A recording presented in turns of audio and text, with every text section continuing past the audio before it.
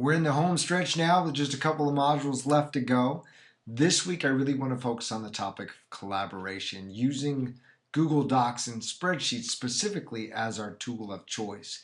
Now, this is a program, or really a suite of programs that I've come to know and love, both on a personal level and also on a professional level, using it with colleagues and also using it here in an online forum with students. So I want to introduce you to some of the things that I've come to know about Google Docs and spreadsheets, give you an opportunity to go out and do some exploration on your own before bringing some ideas back to the discussion forum with really the goal in mind that we want to up our level of awareness and knowledge related to how we can use this very powerful tool in a collaborative workspace.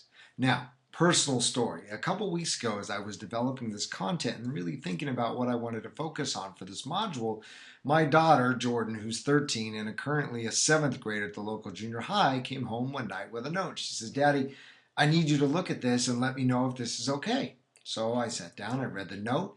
Her language arts teacher wants to begin to use Google Docs and spreadsheets, not only as a collaborative tool for students to work together on a piece, but also for her as an instructor to provide written feedback, and then for students and instructors to continue to have communication on an ongoing basis related to assignments. So I thought, wow, what a great use of technology, and very relevant for me right now as I think about what we're going to be doing in the coming weeks in this module. So there was one question, though, that came to mind as I started to read a little bit further down on the note that had come home.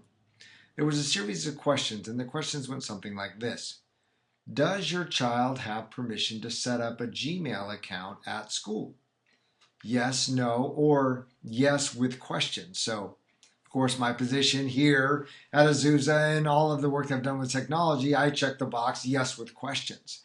So really my question was, what is the setup of the Gmail account? Is it going to be restricted to school-wide access like what we have at Azusa? Because you notice with Google and with Gmail, we have access to certain levels of features, and then there are certain features within Google that we don't have access to. And some of that really comes down to the age of the users. So I know, for example, one of the things that we needed to do in order to be able to use Google Hangouts was to create a separate Google account, because Azusa's account does not allow us access. And that's simply because of the fact that Google Hangouts is not supposed to be accessible, just like Facebook, not supposed to be accessible for anyone under 13, not supposed to be accessible to anyone under the age of 18.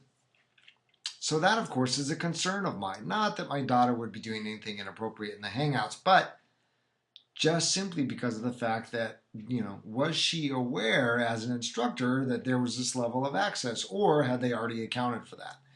So I had the follow-up conversation where I asked the questions, and not surprisingly, was not really aware of all the different levels of access, or really what the setup was beyond just, we're going to create a Gmail account. So I said, hey, I love the idea, I love the fact that you're using technology in this way, and I want to support this wholeheartedly. Can we set up my daughter's account at home? No, not a problem. Whatever you feel comfortable with, she said to me. So fantastic. My plan, of course, at home is set up the Google account. She'll have her own email password, her own login. But what I will do is set up a forward and a carbon copy on all of the emails that come through that account to my account. That way I have that extra level of access. So just something that for me, not only as a dad, but I think as an educator, knowing the flow of information and how that works, really want to be aware of. So that's my own personal take on it. What I wanted to share with you is really this concern of, if we're giving kids access to tools like Docs and spreadsheets for academic purposes, are they going to use them in other ways? And if so, what are some of the challenges? What are some of the benefits? And that's really the basis for our discussion this week. I'm quickly coming to the end of my recording here on Jing, so I want to sign off. I look forward to talking with you this week and to seeing what you discover. Take care now.